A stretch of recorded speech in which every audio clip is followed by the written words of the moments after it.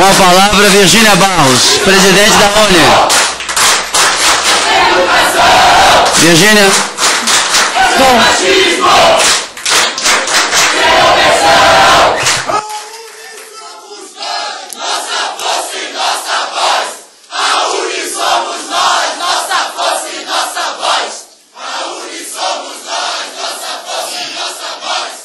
Bom, boa tarde. Queria cumprimentar o deputado Coimbra, presidente daqui da comissão, cumprimentar o Ângelo Vagnoni, relator do Plano Nacional de Educação, e eu vou ser bem objetiva. Bom, primeiro, o Brasil, segundo dados do PNAD de 2013, possui hoje mais de 13 milhões da sua população analfabeta. Em que pese temos avançados a passos largos a universalização da educação básica no nosso país, essa educação básica ainda carece de qualidade.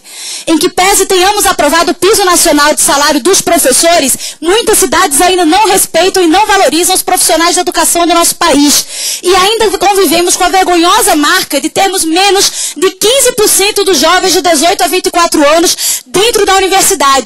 Em sua grande maioria, infelizmente, nas universidades privadas. E eu queria muito compartilhar esses dados, porque eu acho que a Câmara dos Deputados não está diante de apenas mais um projeto de lei. Está diante do principal projeto de lei que hoje tramita no Congresso Nacional e que tem a ver com um setor que é estratégico para o desenvolvimento, para a democracia e para a soberania do país, que é a educação pública. Nesse sentido, entendemos que o Senado Federal possibilitou retrocessos graves no projeto que foi aprovado por essa comissão no dia 26 de junho de 2012. Retrocessos que caminharam na perspectiva de descaracterizar o PNE como um projeto que se volte, acima de tudo, para o fortalecimento da educação pública de qualidade. E é por isso que temos 3 apontamentos em especial que para a gente da União Nacional dos Estudantes é prioritário apresentar, concordando com muito do que foi dito aqui, concordando com a CONTEE, concordando com o Daniel Cara, enfim, concordando com o que eu acredito muitos parlamentares aqui defendem, que sempre estiveram ao lado da UNE na luta por uma educação pública de qualidade. Primeiro, no Estatuto da Juventude aprovado no ano passado, aqui no Congresso Nacional, tivemos pela primeira vez o reconhecimento da orientação sexual e da diversidade sexual em uma lei do nosso país. Isso do Plano Nacional de Educação é um retrocesso em relação a projetos de lei que essa própria casa já apresentou. E eu queria, inclusive, enfatizar que quando um segurança chega para um estudante para dizer que um cartaz que fala meu cu é laico é ofensivo, ofensivos são cartazes que não reconhecem a minha diversidade de gênero. Por isso que é fundamental, para além dessa mudança, que reconheça claramente os preconceitos que estão estabelecidos na educação do nosso país, que é preconceito de gênero, que é preconceito de raça, que é preconceito de orientação sexual, enfatizar o reconhecimento da diversidade de gênero em todos os pontos do texto do Plano Nacional de Educação, para que a flexão de gênero esteja presente, assim como foi aprovado no relatório do deputado Ângelo Vagnoni em 2012 aqui nessa casa. Um outro ponto. A educação hoje no nosso país passa por um grave processo de financiarização e de desnacionalização.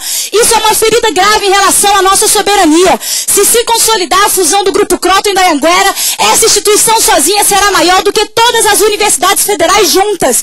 E para dar retorno aos seus investidores, o que essas instituições têm feito é rebaixar a qualidade das instituições e ferir a soberania do nosso país. E para a UNE, a solução para isso é muito clara. É o fortalecimento da educação pública de qualidade. É por isso que nós vimos aqui reafirmar nossa defesa de 10% do PIB para a educação pública.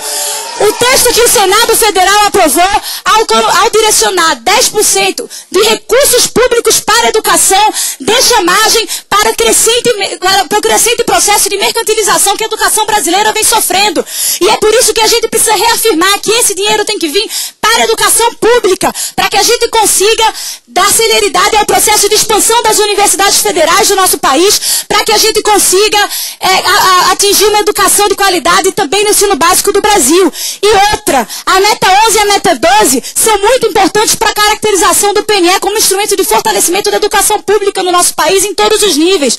O que a gente está pedindo é que retorne ao texto da Câmara para que pelo menos 50 pelo menos 50% das vagas criadas na rede técnica sejam vagas criadas pela rede pública e que 40% das vagas criadas no ensino superior sejam criadas pela rede pública. Inclusive metas que, na opinião da União Nacional dos Estudantes, ainda são tímidas, porque nós precisamos avançar no aumento do número de vagas na educação do nosso país pela via pública, que é quem tem compromisso com o Brasil, que oferece educação de qualidade e é onde de fato existe controle social da sociedade brasileira. E é assim que nós, da União Nacional dos Estudantes, respaldados pelos nossos mais de 70 anos de luta em defesa da educação pública, gratuita e de qualidade, vimos aqui hoje com estudantes de mais de 20 estados do Brasil, entre eles todos os estados da região sul, todos os estados da região centro-oeste, todos os estados da região sudeste, muitos estados da região norte e da região nordeste do Brasil, para dizer que o movimento estudantil está unificado na defesa do texto do PNE da Câmara, por reconhecer que esse texto é muito mais avançado do que o texto que foi aprovado no Senado Federal. No ano passado, nós tivemos a aprovação de um projeto histórico aqui no Congresso Nacional, para concluir, que foi a destinação dos royalties do petróleo de 50% do Fundo Social do Pré-Sal para a educação. Naquele momento, inclusive setores do governo foram contra que a gente destinasse 50% do Fundo Social do Pré-Sal para a educação. E o Senado também fez recuar essa redação no projeto que tratava do pré-sal. E nós estamos aqui para dizer que, novamente, a Câmara precisa enfrentar o conservadorismo do Senado Federal e, de fato, aprovar um Plano Nacional de Educação que se volte para uma educação pública, para que a gente consiga, através do fortalecimento da educação pública de qualidade, construir um Brasil verdadeiramente democrático, com respeito às diferenças, com respeito à nossa soberania, com respeito à futura classe trabalhadora do nosso país. Muito obrigada. Obrigado, Virgínia.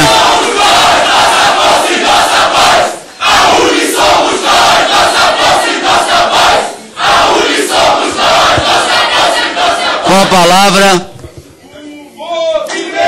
Roberto Franklin de Leão, presidente da CNTE. Por favor, em seu lugar, Marta Vanelli.